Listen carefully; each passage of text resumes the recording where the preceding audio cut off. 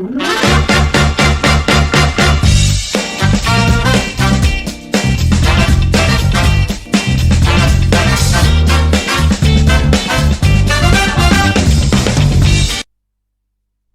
développement de la République démocratique du Congo est une affaire de chaque Congolais et tout citoyen est donc appelé à apporter sa pierre à l'édifice. Et le projet Usalama tombe justement à point nommé. Vous allez le découvrir, on en parle dans ce nouveau numéro de votre émission. Madame, Messieurs, bienvenue. Je reçois pour en parler justement Koko Igumba, directeur général de IE Global Africa, à qui j'ai dit bonjour et bienvenue. Bonjour Christian. Merci d'avoir répondu à notre invitation. Merci, bonne année. Voilà, merci beaucoup. Alors, vous êtes justement venu parler de ce projet Usalama. Que signifie d'abord Usalama? Usalama, c'est en Swahili, ça signifie la tranquillité, la quiétude. Pourquoi avoir choisi ce concept? Nous voulons juste que nos routes soient sûres, sereines, et que tout usager soit dans la tranquillité, dans la quiétude. Pourquoi c'est pas en Chiluba? Pourquoi c'est pas... le Swahili, c'est une langue. Congo, etc. Le Swahili, c'est l'une des langues nationales. Donc voilà, nous avons pensé que c'est un peu plus précis quand on parle de Usalama. C'est vraiment très précis par rapport au sens que nous voulons, que nous avons voulu donner au projet. Alors le projet venait de voir le jour il y a quelques mois. Il s'agit du mois d'octobre tout précisément. En quoi consiste-t-il exactement? Le projet consiste à enregistrer tous les engins roulants, les véhicules, les motos et autres, et tous les chauffeurs professionnels, produire ou octroyer au gouvernement un fichier numérisé qui lui permettrait de contrôler la circulation routière, mais de manière dématérialisée. Qu'est-ce que vous entendez par chauffeur professionnel? Le chauffeur professionnel, c'est celui qui vit du métier de chauffeur comme gagne-pain, comme son travail de tous les jours. Un exemple, justement. Je prends le cas des taximens. Ce sont des chauffeurs professionnels. Ils vivent du travail de chauffeur. Je prends l'exemple de tout ce qui conduisent les gros camions, le poids lourd. Je prends l'exemple des ambulanciers. Ce sont ceux-là, les chauffeurs professionnels. Alors, à quelle problématique répond votre projet, justement?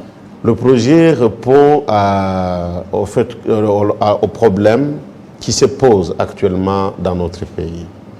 Vous êtes sans ignorer que nous sommes dans un contexte où il y a un désordre indescriptible et aujourd'hui, le gouvernement ne dispose pas d'un répertoire national de tous les engins et de tous ceux qui œuvrent dans ces secteurs-là, comme des chauffeurs professionnels, comme je venais de le dire. Ici, nous allons, à l'issue de ce processus, octroyer un répertoire national numérisé au gouvernement qui lui permettra de faire un contrôle de manière efficace. Un contrôle, le suivi de tous les usagers et de tous les engins. Et donc, ici, le plus grand problème que nous voulons résoudre, c'est que le gouvernement devrait avoir un outil qui lui permettrait d'intensifier et de renforcer son pouvoir régalien dans l'identification et le contrôle du secteur des transports routiers. Quel est le but final recherché? Le but final recherché, c'est d'octroyer au gouvernement un répertoire national de tous les usagers du secteur des transports routiers. Alors, vous dites qu'il s'agit de la phase numérique du projet d'enregistrement et de contrôle numérique des engins en roulant. Qui sont justement ciblés dans ce projet? Ici, nous ciblons tous ceux qui ont, d'abord enregistré tous les véhicules, donc tous ceux qui ont des véhicules. Et tous ceux qui travaillent dans le secteur des chauffeurs. Nous avons les chauffeurs de gros véhicules, donc les poids lourds, les chauffeurs taximens, les chauffeurs privés, des organisations gouvernementales et non gouvernementales, les chauffeurs taxis et tous les véhicules qui sont en circulation en République démocratique du Congo. Au stade actuel, vous avez déjà le nombre exact des chauffeurs en termes de chiffres? Non, non, c'est pour ça même qu'on veut faire ce travail-là. C'est parce qu'on ne connaît pas combien de chauffeurs nous avons au pays, combien de véhicules nous avons au pays, combien de motos nous avons au pays. Il n'y a pas. Donc c'est notre travail qui permettra maintenant à ce que le gouvernement connaisse exactement combien de véhicules, combien de chauffeurs nous avons.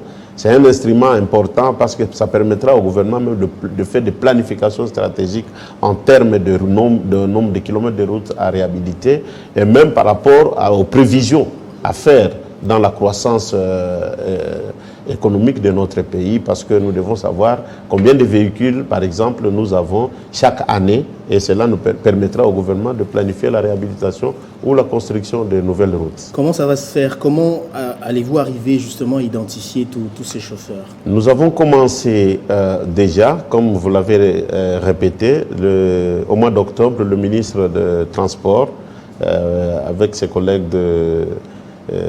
du travail et celui de l'économie, avait lancé officiellement l'opérationnalisation de ce projet. Nous sommes en train d'identifier, dans un premier temps, nous avons commencé avec les véhicules et les chauffeurs des entreprises membres de la FEC, membres de la FENAPEC et de la COPEMECO, donc les grandes entreprises détenant plus de 100 véhicules et autres. Et maintenant là, nous sommes en train de nous déployer dans les autres entreprises de taille moyenne et les indépendants.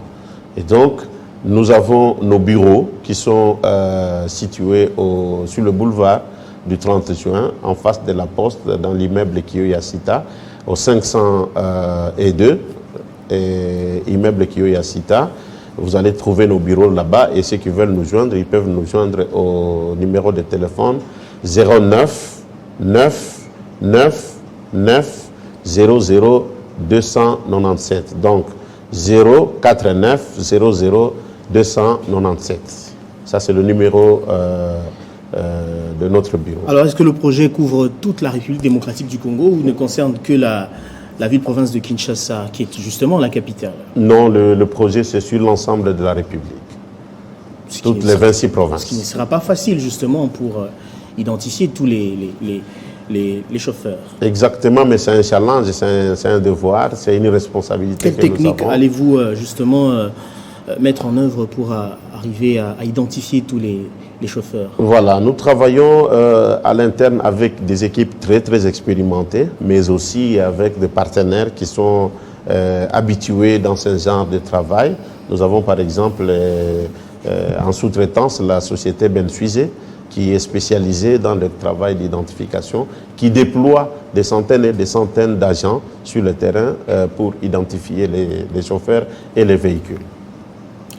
En quoi est-ce que ce projet est-il innovant et quels bénéfices promet-il? Alors, le projet ici, il est innovant d'abord parce que nous utilisons la technologie de pointe, la dernière vraiment génération.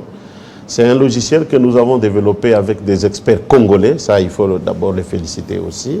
Il y a de l'expertise congolaise dans le développement de cette application, mais aussi l'appui des partenaires extérieurs.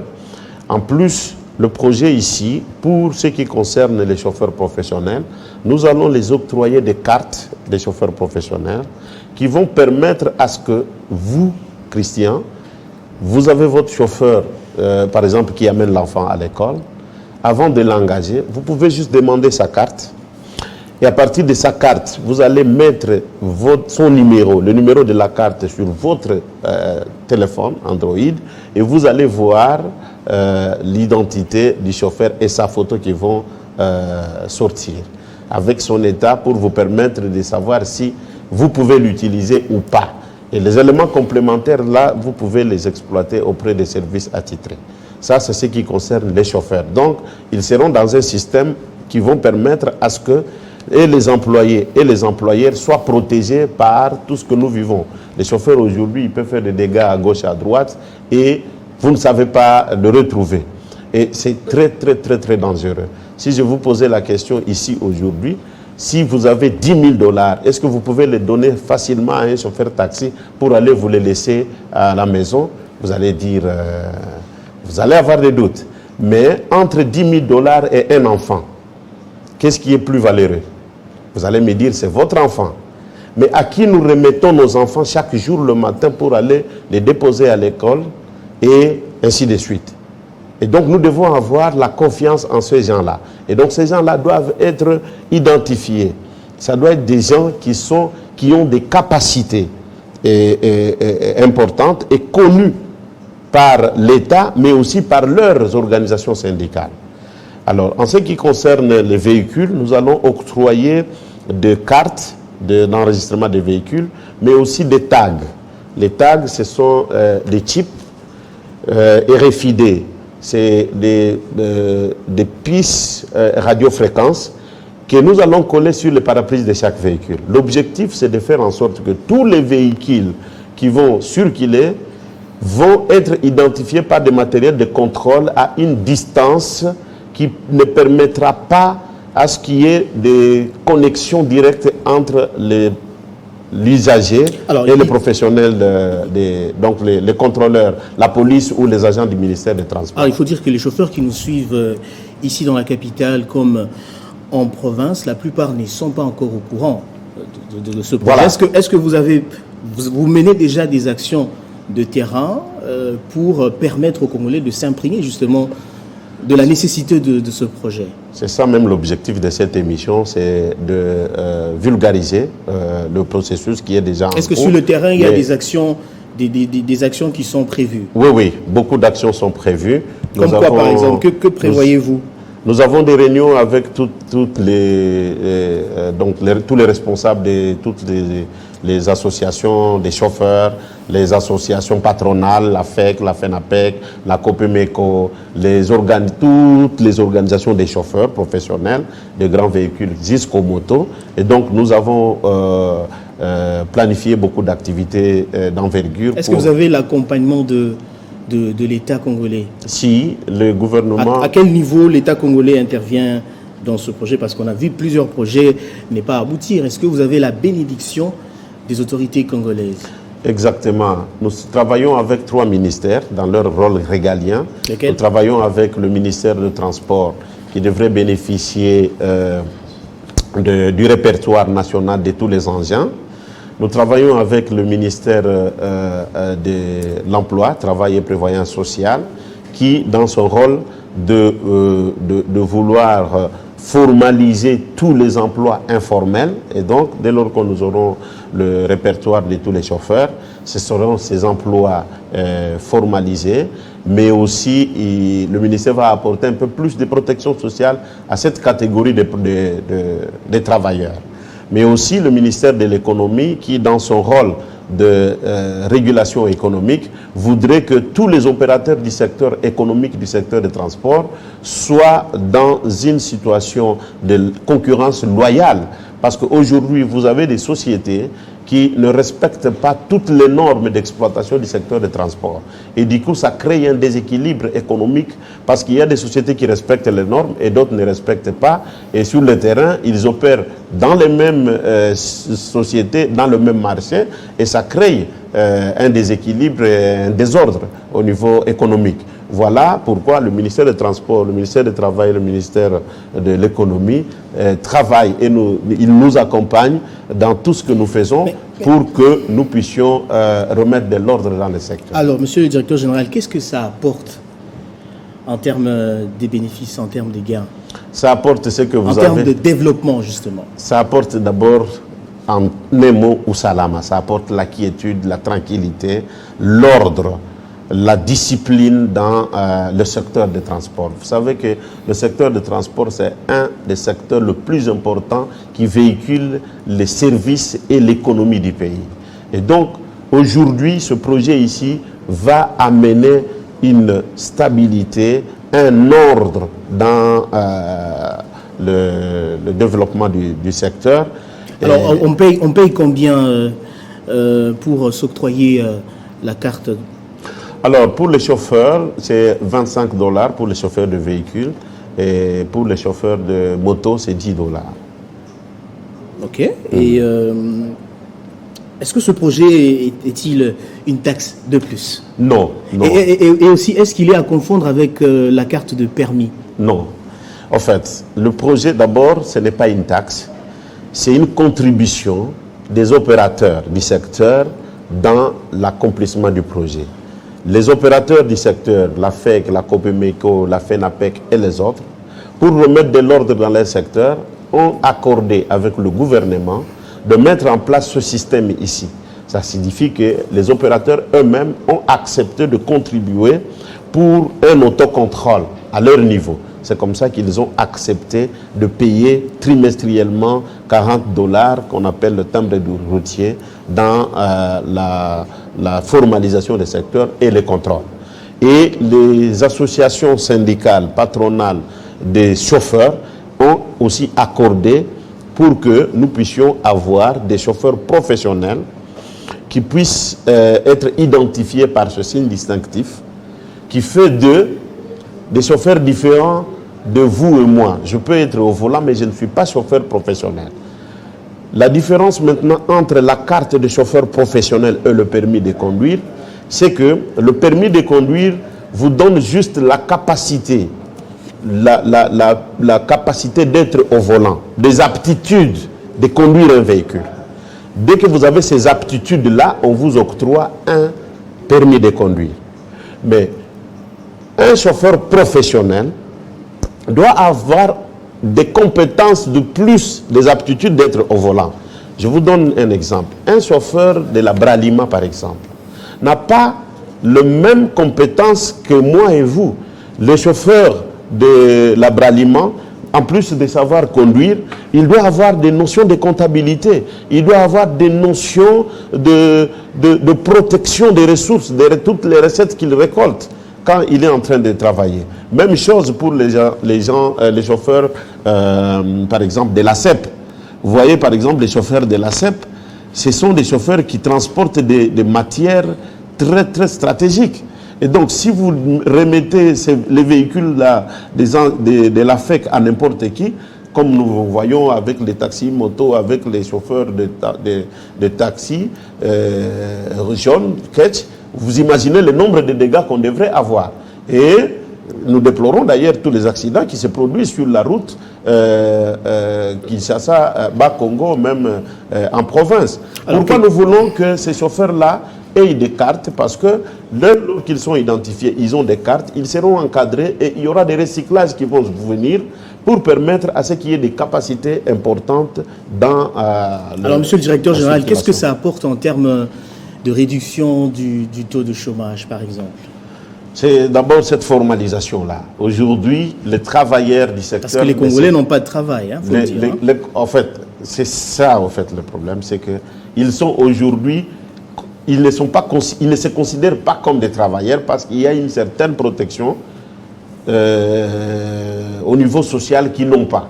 Aujourd'hui, l'objectif, c'est de les avoir, d'avoir leurs fichiers, et ils vont être considérés comme tous les autres travailleurs. Ça veut dire, dès qu'un chauffeur est identifié, il est chauffeur professionnel, il ne doit plus être traité comme tout autre chauffeur que vous ramassez dans la rue, parce qu'il doit avoir des capacités et des compétences spécifiques.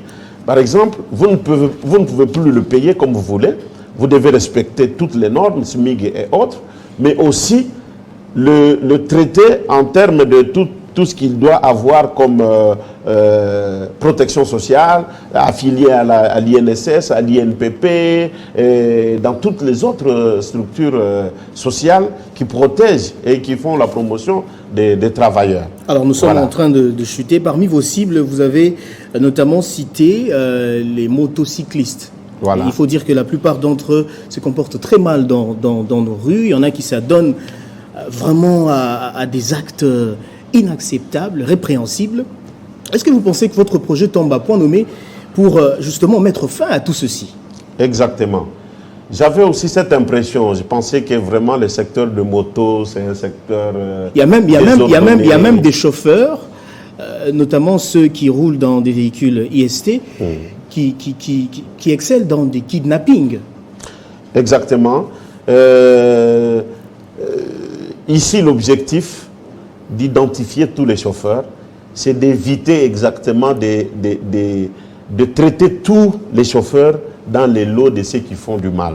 Des kidnappeurs, des chauffeurs, des motos égarés. On ne généralise pas, justement. Oui, on ne généralise pas, mais l'objectif aujourd'hui, c'est de faire en sorte que ceux qui vivent de ça comme travail soient à mesure d'être identifiés et de se protéger et de protéger leur métier.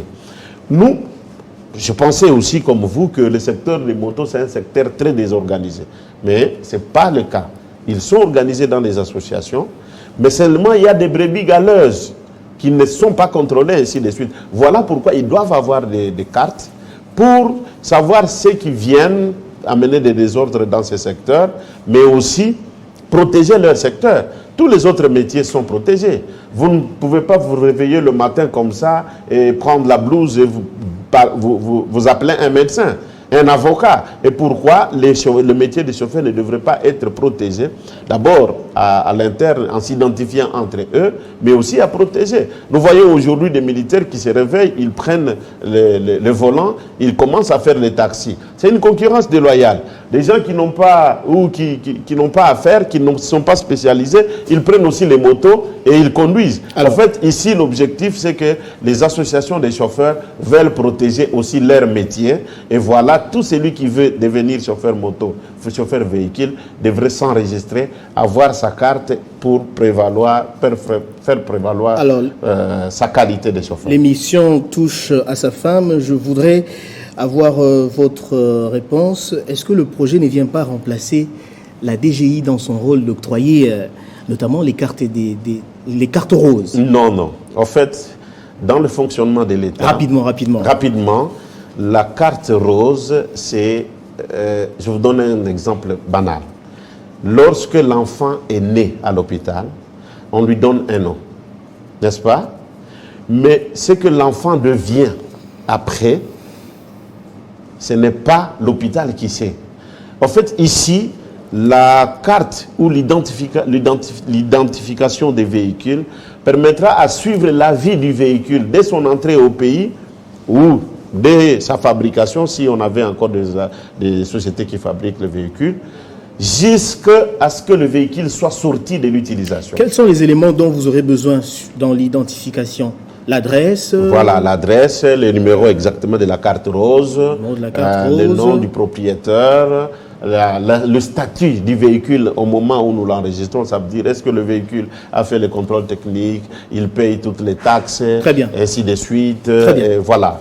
Donc, ce n'est pas la même chose entre la DGI et ce que nous faisons. La DGI vous donne un nom, vous donne une identité du véhicule, mais nous suivons la vie du véhicule pendant sa vie jusqu'à sa sortie dans l'utilisation du véhicule. Voilà qui met fin à cette émission. Nous souhaitons bonne chance au projet Usalama. Merci beaucoup, Christian. Merci à vous de nous avoir suivis partout dans le monde. Voilà qui met fin à cette émission. Restez fidèles au programme de Télé 50.